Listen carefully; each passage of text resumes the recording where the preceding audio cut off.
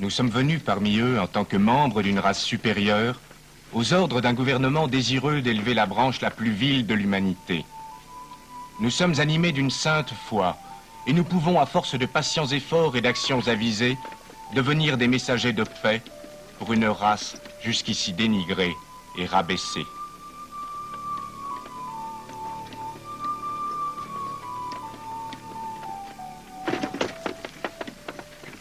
Quelques-uns pensaient différemment. Par exemple, l'évêque Tozer de l'University Mission. Lorsque nous disons que l'Angleterre ou la France sont des pays civilisés, et que la plus grande partie de l'Afrique n'est pas civilisée, qu'est-ce que cela signifie? Sans aucun doute, le fait d'avoir des chemins de fer et le télégraphe ne prouve pas nécessairement que ceux qui les possèdent soient au premier rang des nations civilisées. Rien n'est plus faux que d'affirmer que les seules apparences d'un peuple suffisent à indiquer son degré de barbarie ou de civilisation.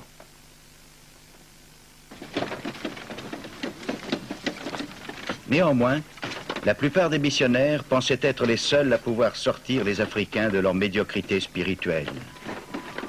Ils affrontèrent bien des périls. Non qu'ils fussent précipités vivants dans une marmite d'eau bouillante, cela n'arriva jamais, mais ils succombèrent à des fièvres incurables et mortelles. En une seule année, ce fut le cas de 6 des 9 missions de Makololo, fondées par Livingstone. Peu de Noirs voulaient spontanément être convertis. Il fallait donc le leur demander. La force se justifie-t-elle pour sauver une âme? La flagellation était en usage dans certaines missions, dans d'autres, cette méthode était désapprouvée. S'il est admis qu'une expédition ne peut être menée à bien sans que son chef ne commette jour après jour des actes de violence, alors il eût mieux valu que ces expéditions missionnaires ne fussent pas entreprises.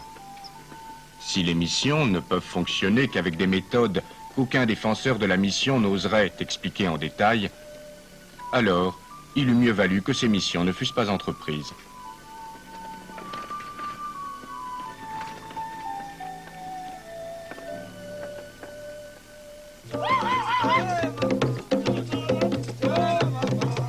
Il y avait une autre exigence fondamentale pour les missions. Si le message de l'Évangile devait être accepté, il fallait que les croyances spirituelles qui sont le fondement de toute la vie de la communauté africaine soient vidées de leur pouvoir et par conséquent détruites. Ce que les missionnaires étaient venus faire, c'était convaincre les Africains qu'ils devaient renoncer à leurs croyances, oublier leurs ancêtres et rejeter les structures profondes de leur culture.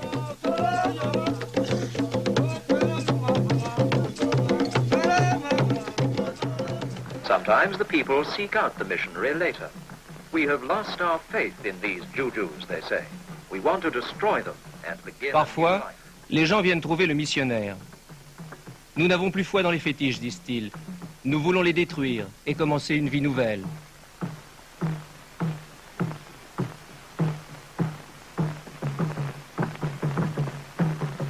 Some rejoice. Certains se réjouissent. D'autres se demandent ce qu'ils vont devenir.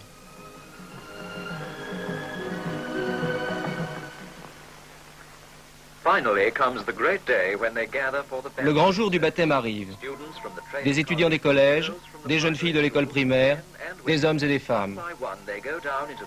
Ils plongent l'un après l'autre dans les eaux du baptême.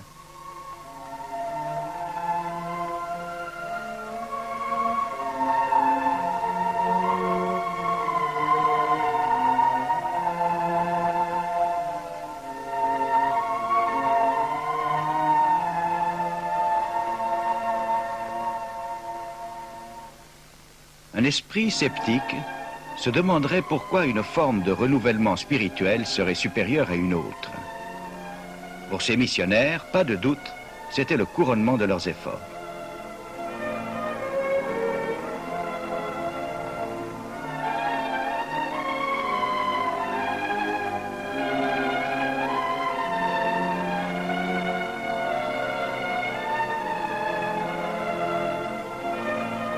Les séminaristes, le moment venu, officieront à leur tour.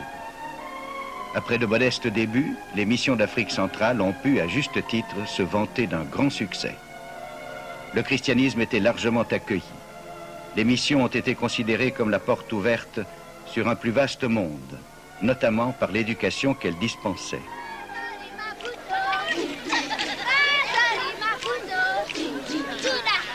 L'école a organisé une démonstration de gymnastique en l'honneur du ministre. La plupart des premiers missionnaires ont essayé de détruire les danses et les rythmes de l'Afrique, prétextant qu'elles étaient lascives et diaboliques. Cependant, la chrétienté noire a su résister à cette emprise. Pour ces jeunes des écoles, des missions, la réunion du passé et du présent est une source d'amusement.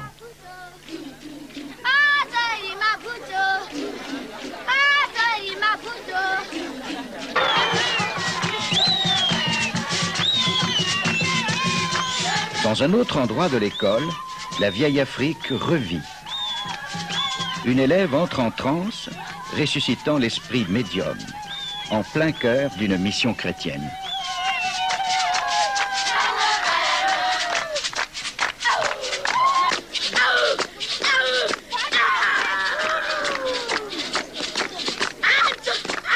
Encouragée par ses camarades, elle reprend un ancien rituel de la croyance Shona. Beaucoup d'Africains croient toujours que ceci est le moyen qu'utilisent les ancêtres pour communiquer avec les vivants.